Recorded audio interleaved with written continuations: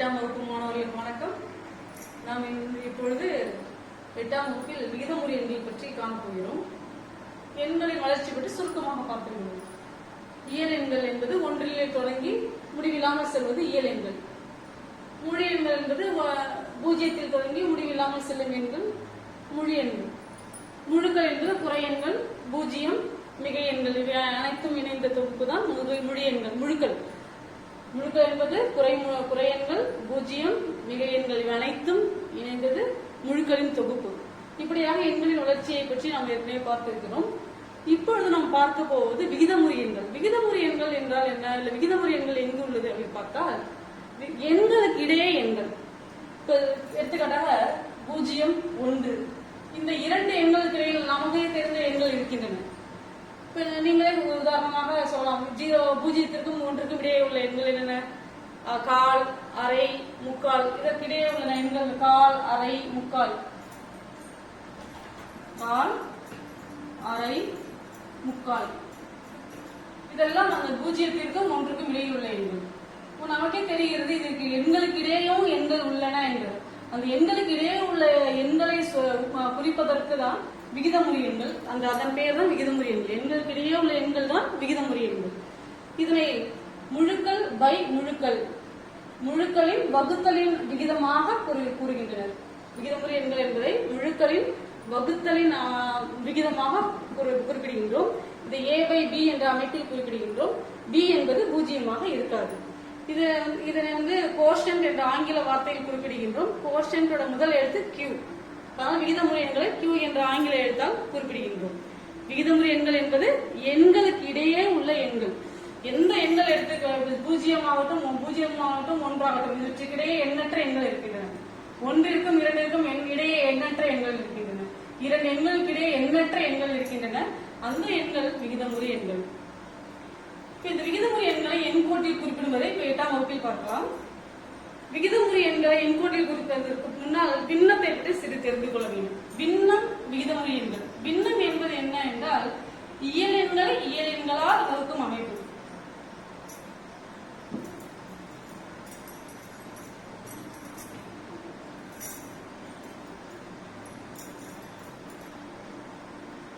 பின்னம் என்பது பூஜ்ஜியமற்ற முழு எண்கள் என்று சொல்கிறார்கள். பூஜ்ஜியமற்ற முழு எண்கள் என்றால் இயல் எண்கள். பின்னம் என்பது இயல் எண் பை இயல் எண். பூஜ்ஜியம் இல்லாத முழு எண்கள் என்று சொல்லும்போது இயல் எண் பை இயல். பின்னம் என்பது இயல் எண் வகுத்தல் இயல் எண். ஒரு இயல் எண்ணை மற்றொரு இயல் எண்ணால் வகுக்கும் அமைப்பு பின்னம். இயல் எண் என்றால் எதிலிருந்து ஆரம்பிக்கும்? 1ல் இருந்துதான் ஆரம்பிக்கும். அப்பொழுது பின்ன எண்கள் அனைத்துமே மிகை எண்களாக மட்டுமே இருக்கும். பின்ன எண்கள் அனைத்துமே மிகை எண்களாக மட்டுமே இருக்கும். 3/4, 2/5, 8/3 மிகை எண்கள். மிகை எண்கள் அனைத்துமே பின்ன எண்களாக இருக்கும். ஏனென்றால் இயல் எண்களில் குறை எண்கள் வராது, மைனஸ் நம்பர் வராது. ஆகையால் பின்ன எண்கள் அனைத்துமே மிகை எண்களாக மட்டுமே இருக்கும். ஆனால் விகிதமுறை எண்கள் என்று எடுத்துக்கொண்டால் விகிதமுறை எண்கள் என்பது முழுக்கள் பை முழுக்கள். முழுக்கள் என்றால் குறை எண்களும் வரும், மிகை எண்களும் வரும். விகிதமுறை எண்கள் என்றால் முழுக்கள் பை முழுக்கள். குறை எண்களும் வரும், மிகை எண்களும் வரும். -3/4 வரும், 3/4 வரும், 2/5 வரும், -2/5 என்ற பின்ன அமைப்பில் உள்ள எண்களும் வரும். இதுதான் விகிதமுறை எண்கள். ஏனென்றால் குறை எண்களும் உண்டு, மிகை எண்களும் உண்டு. பின்னத்திற்கும் விகிதமுறை எண்களுக்குள்ள வித்தியாசமே இதுதான். பின்னம் என்றால் மிகை எண்கள் மட்டுமே இருக்கும். விகிதமுறை எண்கள் என்றால் மிகை எண்களும் இருக்கும், குறை எண்களும் இருக்கும். விகிதமுறை எண்களில் உள்ள மிகை எண்கள் பின்னமாகவும் இருக்கும். ஆனால் இந்த குறை எண்கள் விகிதமுறை எண்கள் மட்டும்தான் இருக்கும். 3/4 எடுத்துட்டோம்னா 3/4 என்பதை பின்னம் என்றும் சொல்லலாம், விகிதமுறை எண் என்றும் சொல்லலாம். ஏன்னால் 3/4 என்பது பின்னத்திலும் வரும், விகிதமுறை எண்ணிலும் வரும். ஆனால் -3/4 என்ற குறை எண் விகிதமுறை எண்களாக மட்டுமே இருக்கும். அதனால் விகிதமுறை எண்களில் குறை எண்களும் உள்ளது, மிகை எண்களும் உள்ளன. பின்னத்திற்கும் விகிதமுறை எண்களுக்கும் உள்ள வேறுபாடு இதுதான். இப்போ விகிதமுறை எண்களை எண்கோட்டில் குறித்தது.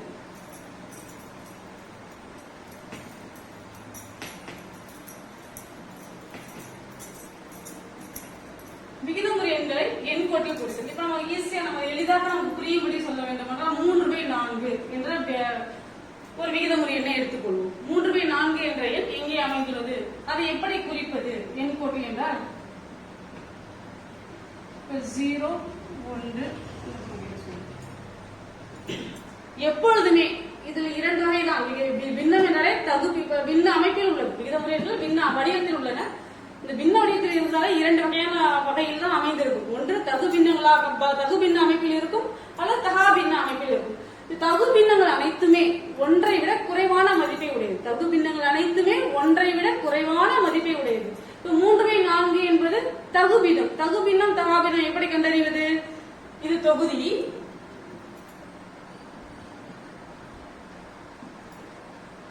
இது பகுதி. தொகுதி சிறியதாக இருந்தால் இது தகு பின்னம். தகு பின்னம் அனைத்துமே ஒன்று விட குறைவான மதிப்பை உடையது. தகு பின்னங்கள் அனைத்துமே தொகுதி சிறியதாக இருந்து பகுதி பெரியதாக இருந்தால் அது தகு பின்னம் என்று அழைக்கப்படும். தகு பின்னம் அனைத்துமே ஒன்றை விட சிறியதாக இருக்கும். தகு பின்னங்கள் அனைத்துமே ஒன்றை விட சிறியது. தகு பின்னங்கள் அனைத்துமே பூஜ்ஜியத்தை விட பெரியது, ஒன்றை விட சிறியது. தகு பின்னங்கள் அனைத்துமே பூஜ்ஜியத்தை விட பெரியது, ஒன்றை விட சிறியது. அப்படி என்றால் இந்த 3/4 என்ற விகிதமுறை எண் எங்கே அமைந்திருக்கும்? பூஜ்ஜியத்திற்கும் ஒன்றிற்கும் இடையில் அமைந்திருக்கும். பூஜ்ஜியத்திற்கும் ஒன்றிற்கும் இடையில் அமைந்திருக்கும். இப்பொழுது இந்த பூஜ்ஜியத்திற்கும் ஒன்றிற்கும் இடையே உள்ள இடையே 4 பிரிவுகளாக பிரித்துக் கொள்ள வேண்டும். இந்த பகுதி எந்த எண்ணில் உள்ளதோ அந்த அத்தனை பிரிவுகளாக பிரித்துக் கொள்ள வேண்டும். இப்ப 4 பிரிவுகளாக பிரிக்க வேண்டும் என்றால் 1 2 3 பூஜ்ஜியத்திற்கும் ஒன்றிற்கும் இடையே 3 கோடுகள் இட வேண்டும். 3 சம அளவிலான கோடுகள் இட வேண்டும். 3 இங்கே கொடுக்கப்பட்ட மதிப்பை விட ஒரு குறைவாக ஒரு கோடை போட்டோம்னாக்க நமக்கு சரியான பிரிவுகள் கிடைக்கும். இப்ப 4 பிரிவுகள் இருக்கு, சமமான பிரிவுகள் 1 2 3 4. பூஜ்ஜியத்திற்கும் ஒன்றிற்கும் இடையே 4 சம பிரிவுகள் இருக்கு. 1 2 3 4. பூஜ்ஜியத்திற்கும் ஒன்றிற்கும் இடையே நாம் போட்ட கோடுகள் 3 கோடுகள். 4 பிரிவுகள் வேண்டுமெனில் 3 கோடுகள் போட வேண்டும். 5 பிரிவுகள் வேண்டுமெனில் 4 கோடுகள் போட வேண்டும். இங்கு உள்ள கொடுக்கப்பட்டுள்ள எண்ணை விட ஒரு எண் குறைவாக, ஒன்று குறைவாக இங்கே கோடிட்டால் சம பிரிவுகள் கிடைக்கும். இங்கே கொடுக்கப்பட்டுள்ள பிரிவுகள் நமக்கு கிடைக்கும். இப்பொழுது பார்த்தால் பூஜ்ஜியத்திற்கும் ஒன்றிற்கும் இடையே 1/4 2/4 3/4 4/4 என்பது ஒன்றை குறிக்கும். அப்படி என்றால் 3/4 என்ற எண் எங்கே இருக்கிறது? இந்த இடத்தில் இருக்கிறது. 3/4 என்ற எண் இந்த இடத்தில் இருக்கிறது.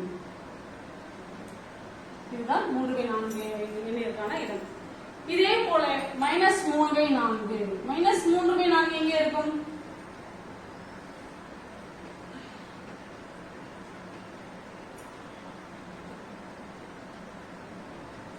-3/4 என்பது பூஜ்ஜியத்திற்கும் -1 இருக்கும் இடையே இருக்கும். இப்ப 4 என்று இருக்கின்றது. 4 என்றால் 3 கோடுகள் போட்டால் போதும். 1 2 3 கோடுகள் போட்டால் 4 பிரிவுகள் வந்துவிடும். 4 சம பிரிவுகள். -1/4 -2/4 -3/4 -4/4 என்பது ஒன்றை கொடுக்கும். இந்த இடத்துல தான் இதுதான் விகிதமுறை எண்களை தகுபின்ன அமைப்பில் உள்ள விகிதமுறை எண்களை குறிக்கும். தகுபின்ன அமைப்பில் உள்ள விகிதமுறை எண்கள் பூஜ்ஜியத்திற்கும் ஒன்றிற்கும் இடையே மட்டுமே இருக்கும். தகுபின்னங்கள் அனைத்துமே பூஜ்ஜியத்திற்கும் ஒன்றிற்கும் இடையே மட்டுமே அமைந்திருக்கும். அடுத்து தகாபின்ன அமைப்பில் உள்ள விகிதமுறை எண்களை குறிக்கும்.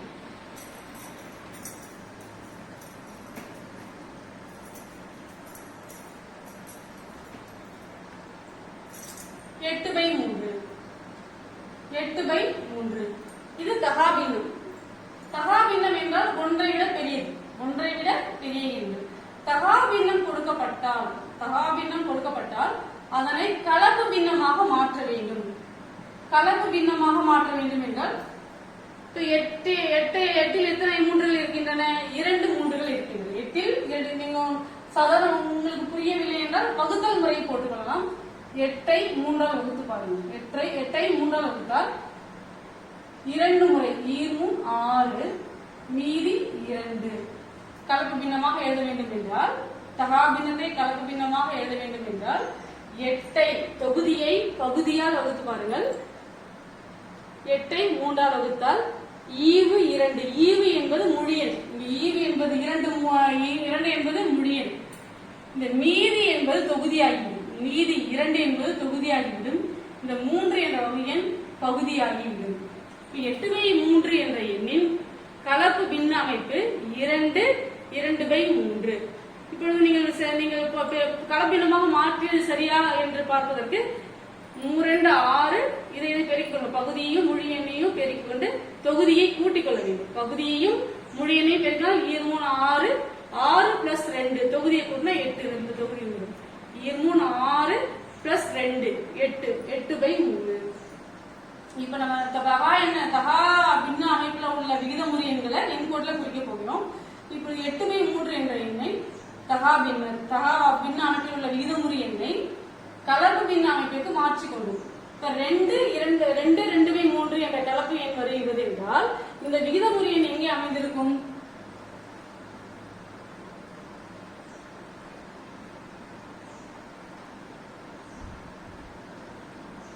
இந்த விகிதமுறை எண் எங்கே அமைந்திருக்கும் என்றால் 2ற்கும் 3ற்கும் இடையே அமைந்திருக்கும். இந்த விகிதமுறை 8/3 என்ற விகிதமுறை எண் எங்கே அமைந்திருக்கும் என்றால் 2ற்கும், ஏன்னா 2ஐ தாண்டி இருக்கிறது. 2/3 என்றால் 2ற்கும் இந்த 2 என்ற மொழியினருக்கும் இந்த 3 என்ற மொழியினருக்கும் இடையில் அமைந்துள்ளது. 2ற்கும் 3ற்கும் இடையில் அமைந்துள்ளது. இப்பொழுது நீங்கள் 2 என்பது 2 இவற்றுக்கு இடையில் உள்ளது என்பது தெரிந்துவிட்டது. இப்ப இதை எத்தனை பாகங்களாக பிரிக்க வேண்டும்? 3 பாகங்களாக பிரிக்க வேண்டும். இந்த 2ற்கும் 3ற்கும் இடையே உள்ள எண்களை 3 பாகங்களாக பிரிக்க வேண்டும். 3 பாகங்களாக பிரிக்க வேண்டும் என்றால் நாம் எத்தனை கோடிட வேண்டும்? 3 பாகங்களாக பிரிக்க வேண்டும் என்றால் இந்த பகுதியை விட 1 குறைவாக கோடிட வேண்டும். 3 என்றால் 2 கோடிட்டால் போதும். 1 2 2 கோடிட்டால் 3 பாகங்கள் கிடைக்கிறது. இந்த பகுதியை விட 1 குறைவாக கோடிட வேண்டும். 3 என்று கொடுக்கப்பட்டால் 2 கோடிட வேண்டும். இதற்கு முன்னர் கணக்கில் 4 என்று கொடுக்கப்பட்டது, நாம் 3 கோடிகள் விட்டோம். இப்போ 3 என்று கொடுக்கப்பட்டுள்ளது 2 கோடுகள். 2 கோடுகள் நாம் இப்ப பிரித்துள்ளோம். பிரித்தால் 3 சம பகுதி கிடைக்கின்றது பாருங்க. 1 2 3 3 பகுதிகள் கிடைக்கின்றது. இப்போ இது 2. இப்போ இது 1/3 2/3 3/3. அப்போ அந்த எண் எங்க இருக்கிறது? இந்த இதுதான். இது 2. இந்த இடத்துல தான் எந்த எண் இருக்கிறது? 2 2/3 என்ற எண் எழுதினாலும் சரி. 8 8/3. இந்த இடத்தில் தான் 8/3 என்ற விகிதமுறை எண் உள்ளது. இதே போல மைனஸ் கொடுக்கப்படாமல் குறைய விகிதமுறைகள் கொடுக்கப்பட்டால் இந்த பகுதியில் இடது பக்கம் செய்ய வேண்டும். இதே போல் விகிதமுறை எண்களை எண்கோட்டில் குறித்தல் உங்களுக்கு புரிந்திருக்கும் என்று நினைக்கிறேன். 2 வகைதான் இருக்கிறது. விகிதமுறை எண்களை எண்கோட்டில் அமைத்தலில் 2 முறை. ஒன்று தகுபின்னம், மற்றொன்று தகாபின்ன அமைப்பு. தகுபின்ன அமைப்பில் இருந்தால் அனைத்துமே 0ற்கும் 1ற்கும் இடையில் தான் வரும். தகுபின்ன அமைப்பு அனைத்துமே 0ற்கும் 1ற்கும் இடையில் தான் வரும். தகாபின்ன அமைப்பு என்றால் தகாபின்னத்தை கலப்பு பின்னமாக மாற்றிக்கொண்டு அந்த கொடுக்கப்பட்ட அந்த ஈவில் கொடுக்கப்பட்ட எண்ணிற்கும் அதற்கு அடுத்த எண்ணிற்கும் 2 என்றால் 2ற்கும் அதற்கு அடுத்த எண் 3ற்கும் இடையில் தான் அமைந்திருக்கும். இவ்வாறு விகிதமுறை எண்களை எண்கோடில் குறிக்க வேண்டும். நன்றி.